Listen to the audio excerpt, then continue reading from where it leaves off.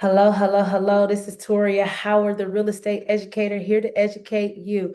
Back once again for the first time home buyers. So, I am a licensed real estate agent here in the beautiful city of Detroit and the surrounding areas. But just because I am in Michigan does not mean I cannot assist you. My teachings, the things that I tell you, can apply across the board. You come to me for the education, and then I can appropriately assist you with finding that right real estate agent in your area for you, because I know real estate agents across this country, from the West Coast to the East Coast to the South to the Midwest to the North. I know them because I have been networking with realtors since 2021. So I'm so passionate about financial literacy and turning it into home buying because I understand what it means not to have it. So when you see me like this, it's because I'm so joyful that I can give this knowledge to you so that you won't learn the same money lessons that I learned. So I tell my story all the time. I bought a 4 bedroom, 2.5 bathroom home in Memphis back in 2010. I bought it for 150,000. Right? Crazy. 2,700 square feet for 150,000. And I fumbled it because I did not have a financial strategy.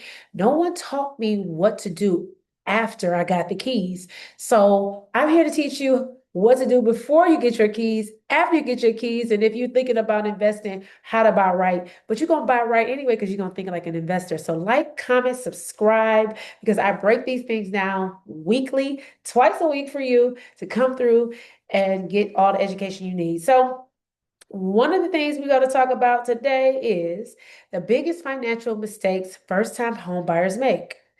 I made a lot of them. So I'm here to share with you some of the things that I did that made me not have my home. I had to sell in a short sale. So most first-time home buyers don't struggle because they can't afford a home. They struggle because they skip the strategy. And that's what I did. I did all the things to get into my home. I made sure my credit was good. Actually, I just knew my credit was good because I had just got an apartment, and I had been paying my bills on time, and I had paid off my debt. And, so I knew, like, but I didn't really know until I went and got pre-approved. Like, oh, okay, thanks. And I started shopping for houses. So, that's just how it worked. I didn't really have a plan going in. I didn't know what I was doing going in. I didn't know what the process looked like, but I found my home and I loved it. And it was at a great price. Like I told you, 4 bedrooms, 2.5 bathroom home, 2,700 square feet for 150,000. I had a steal on my hands. You understand? And I didn't understand it. I just thought it was a house, a house, is a house, is a house. No, because that home appreciated so much after the pandemic. I fumbled 150 to $200,000 in profit.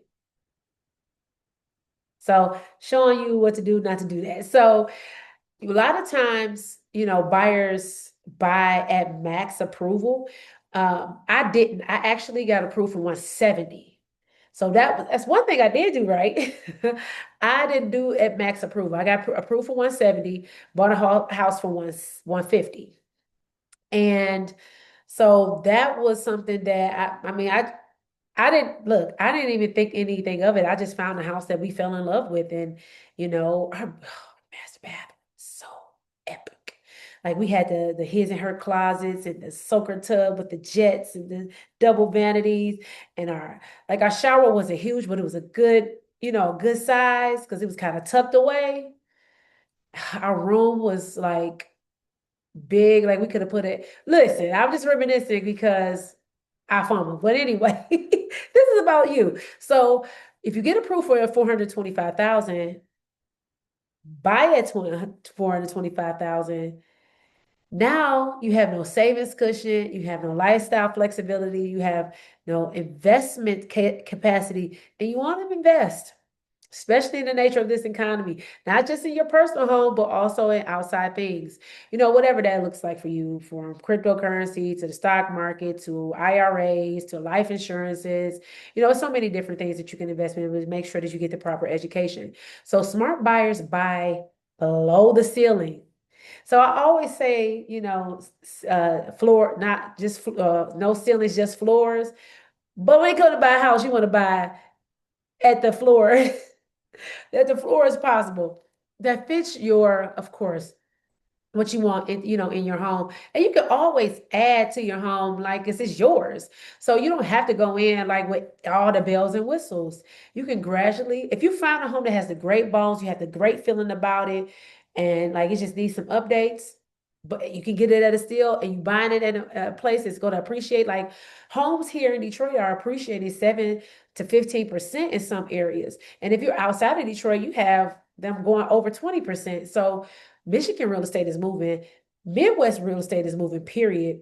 So, it's on the rise because a lot of these cities are doing redevelopment. Milwaukee, Chicago has always been Chicago.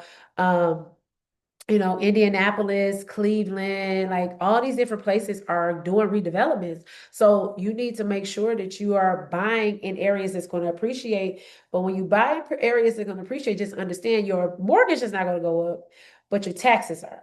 So you just have to be mindful of that. So another thing buyers do is skip maintenance planning. That's what I did. That was the one of the main things that broke me down, was the maintenance of a 2,700 square foot home.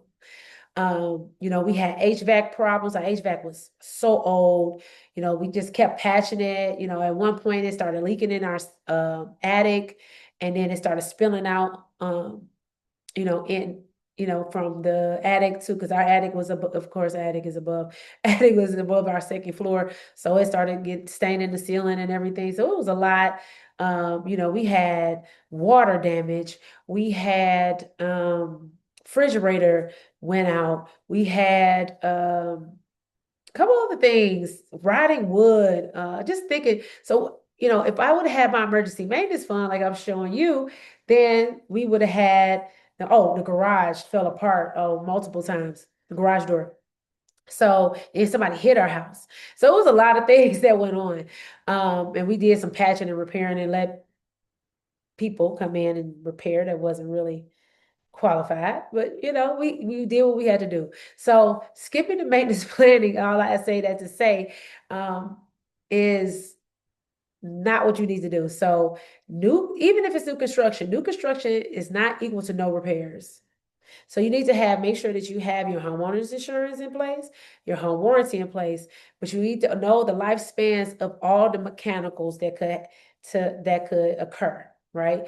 Roof, you need to know how long your roof is going to last. And that depends. Typically, a roof can last between 10 to 20 years, depending on the material. The metal roofs last longer, but they're much more expensive up front, but they save you money in the long run because you're not going back and repairing it or replacing it later. So know the lifespan of your HVAC system. Usually that's a 10 to 15 year span. Know the life expectancy of your electricals. Depending on if you have new electricals, your plumbing, looking at your foundation, those different things. So you want to know the lifespan of your appliances. That little book that we get with our appliances, sometimes we don't read it. I know I don't. It's how many you read the appliance book that comes with it. So knowing that, understanding that landscaping, is a thing. You don't want, snow removal, cutting grass, if you want a beautiful, outside, you might want to get out there and plant flowers, but maybe you want the flowers, but I don't have the time to do it. So you have to pay somebody. So that's part of it. And property tax adjusting, because if you're buying in an area that's redeveloping, your taxes are going to increase as your home appreciates. So you need to make sure that you are understanding that can occur and buffering for that. So most buyers only calculate principal plus interest. You need to be calculating your PITI, which is principal, interest, taxes, and insurance, your utilities, your emergency maintenance fund. And if you want to include your lawn care or whatever landscaping in that, then, You can do it in utilities, but you're landscaping. Okay. So ownership math is bigger and you have to have a strategic plan. So you want to also prepare for lifestyle inflation. As our children get older, they require more. If they're in sports, that requires more. If they're in other activities,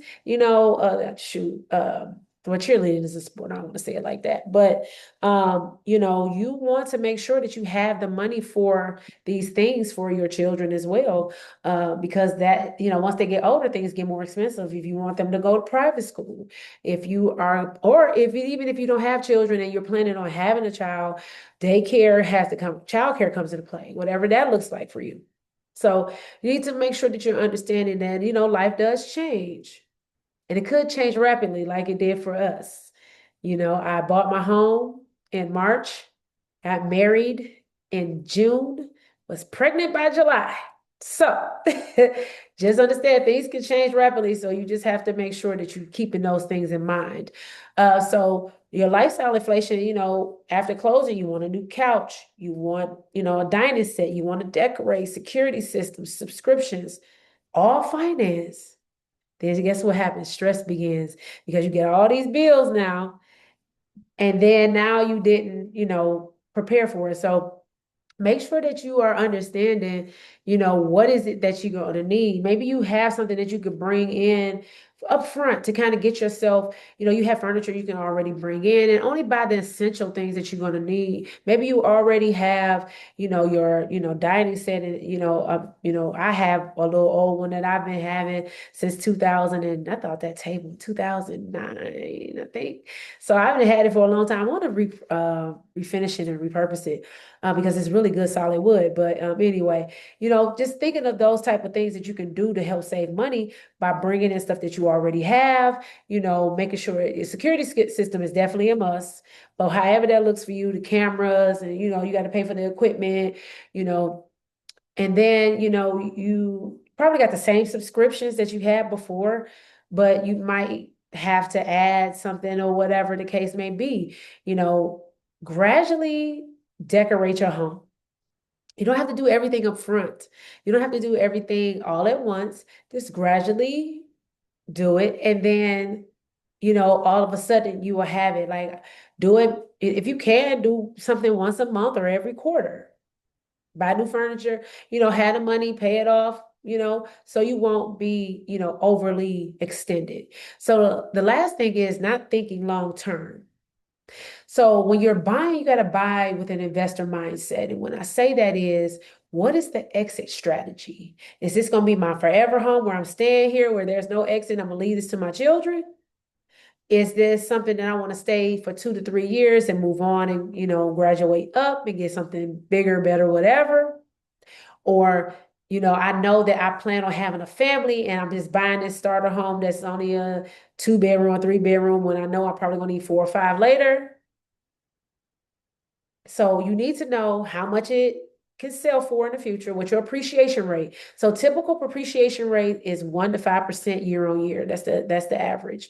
But in certain areas in your cities, you need to know it could be higher. Like some areas in Detroit are 7 to 15%. That's going to increase in too when as Joe Louis Greenway get finished and all the different developments are being done across the city, from Brightmoor to Dexter Linwood to Cooley High area, all these different areas. So you need to know what is going to happen with your appreciation. So you'll know how much it is sell for in the future, how much it can rent for, if you can short-term rent it, whatever it is that strategy you want to do.